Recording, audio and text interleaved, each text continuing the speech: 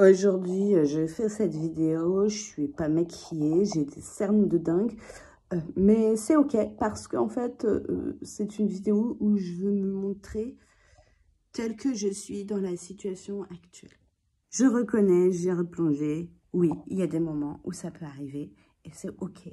Les crises d'hyperphagie, c'est pas joli, mais en fait, ce qui est important, c'est quand ça arrive, de ne pas se juger.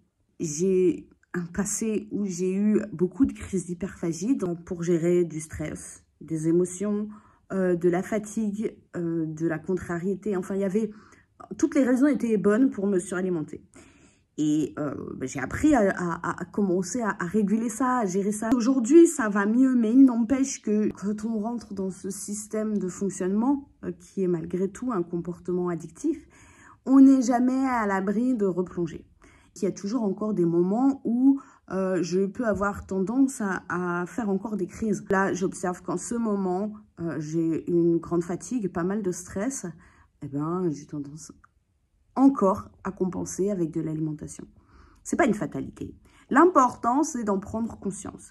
Si moi, je partage à des personnes qui vivent la même chose et qui ont l'impression qu'elles sont les seules à vivre ça, ben ça va permettre aussi de dédramatiser les choses. C'est-à-dire, le fait que j'en parle, je pense que ça peut aider quelqu'un.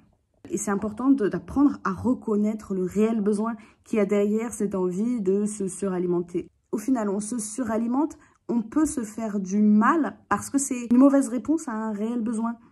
Et l'idée est de se recentrer sur les besoins de son corps et d'y répondre de manière adéquate.